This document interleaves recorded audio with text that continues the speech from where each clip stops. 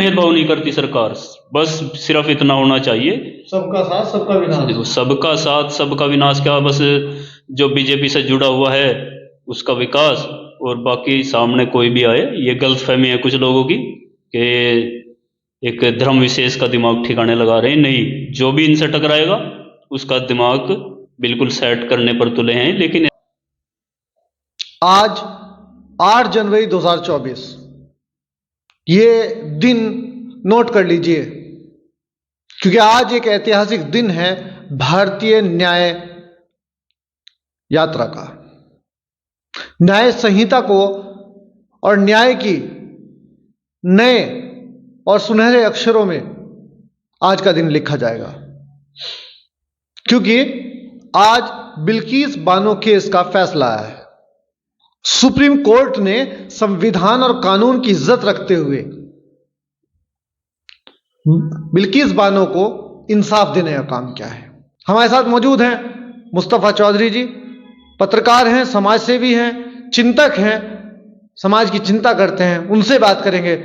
बहुत बहुत स्वागत है चौधरी साहब आपका। जी स्वागत वासिल भाई। और तो आज के दिन को, इस स्वर्णिम दिन को आप किस तरह देखते हैं चौधरी साहब?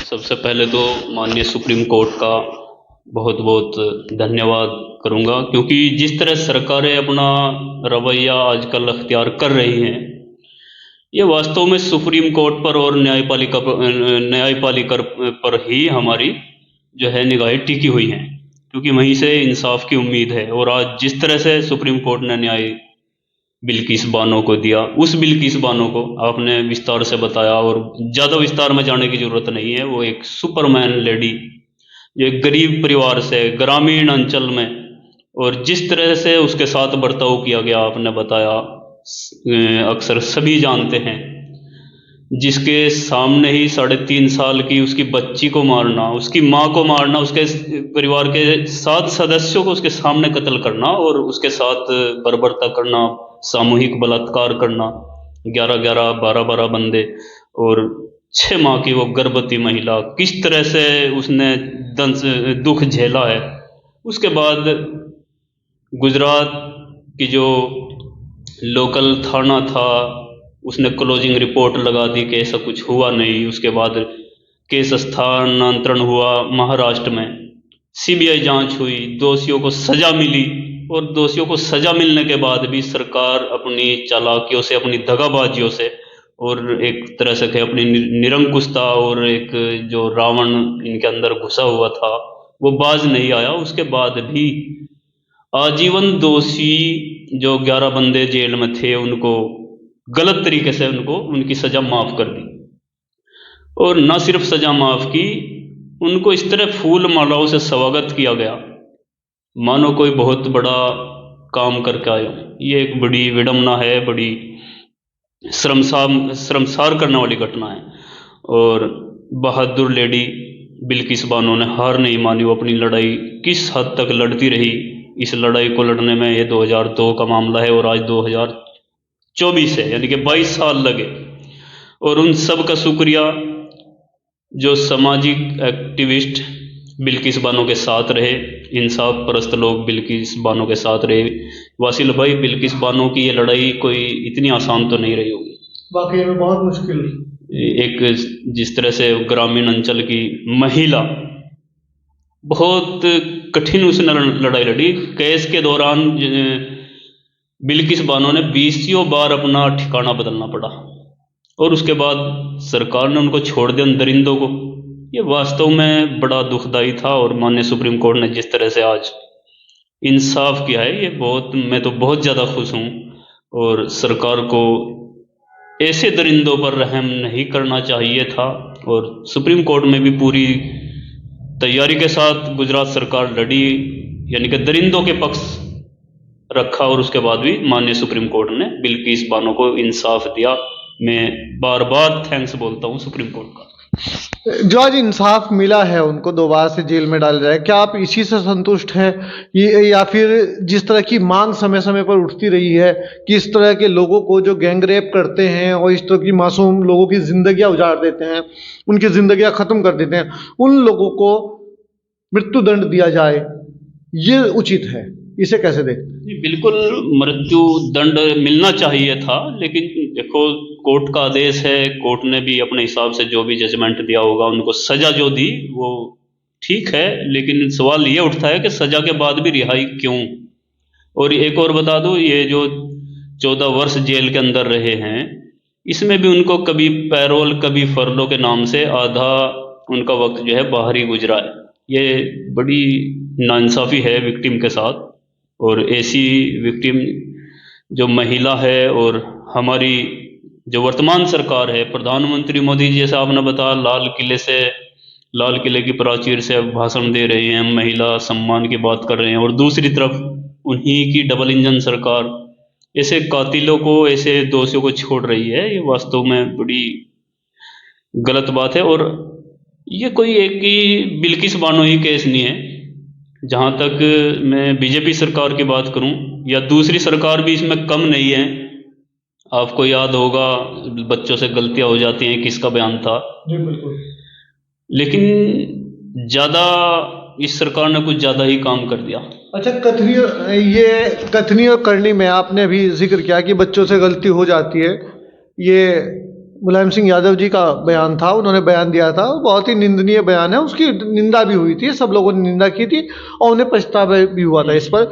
लेकिन कथनी और करनी में उन्होंने सिर्फ कहा था, यहाँ करनी ऐसी है। आपको नहीं लगता कि सरकार ने पूरी मदद की है उन लोगों की? सरकार ने उनको पूरा बचाने का आखिरी दर्जे तक, जहां तक गिरा जा सकता था, गुजरात सरकार ने वहां तक गिर कर उनको बचाने की कोशिश की। नहीं, इसमें मेरे लगने की बात नहीं, ये तो सर्वविदित है भाई। इसमें तो ये कोई पर्दे के पीछे काम नहीं हुआ। बाकायदा सरकार ने सुप्रीम कोर्ट में अपना पक्ष रखा है, अपने फैसले के साथ खड़ी रही गुजरात सरकार के, उनको जो है सही छोड़ा गया, बाकायदा लड़ाई लड़ी। और ये कोई बिल्किस बानो का केस नहीं है। इस सरकार में आप किस किस को गिनवाऊं? कठुआ आपको याद होगा, कश्मीर कश्मीर के 8 साल की वो बच्ची 8 दिनों तक मंदिर के अंदर रेप हुआ, 8 साल की बच्ची के साथ।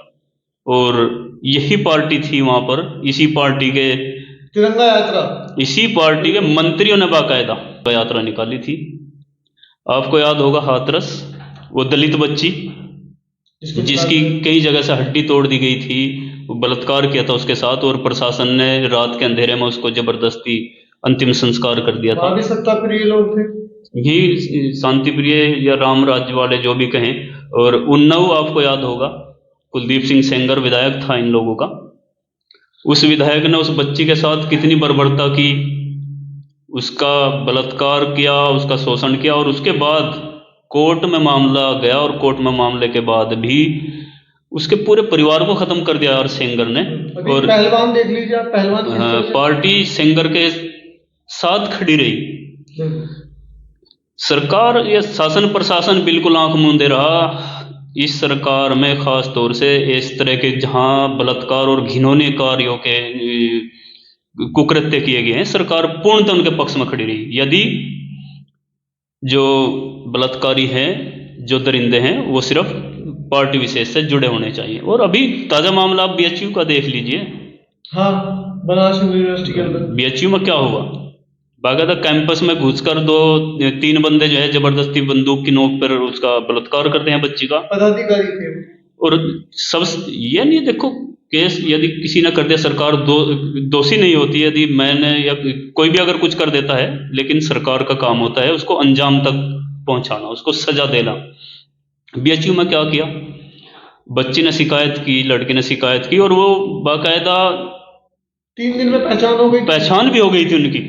और पहचान होने के बाद क्या हुआ, 2 महीने तक मस्ती करते, छेड़खानी में मुकदमा दर्ज हुआ, उनको छोड़ दिया गया। और उसके बाद चुनाव, मध्य प्रदेश राजस्थान चुनाव हुए, मध्य प्रदेश में बाकायदा उनकी ड्यूटी लगी, कैंपेनिंग की, क्योंकि वो आईटी सेल के पदाधिकारी थे।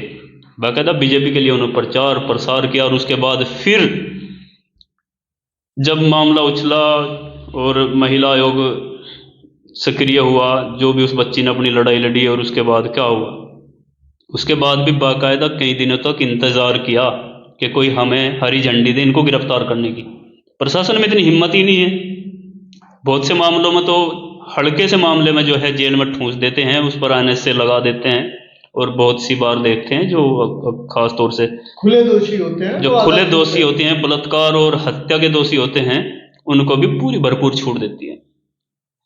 महिला पहलवान थी, पावरफुल आदमी थे, ब्रजभूषण शरण सिंह, चुनाव हुए, उन्हीं का बंदा जिता दिया गया। तो इस तरह की ये सरकार का तो मैं समझता हूँ एक पराकाष्ठा है, और माननीय सुप्रीम कोर्ट के दखल के बाद ही मामले जो है संज्ञान में आ रहे हैं। ये सरकार बिल्कुल अपनी हदें पार कर चुके हैं, ऐसा मैं समझता हूँ। अच्छा, पिछली सरकारें होती थी वो दोषियों को बचाने का भी काम करती थी, क्योंकि पावरफुल लोग ही सत्ता में रहते हैं, पावरफुल लोग अपने लोगों को बचाने की कोशिश करते हैं।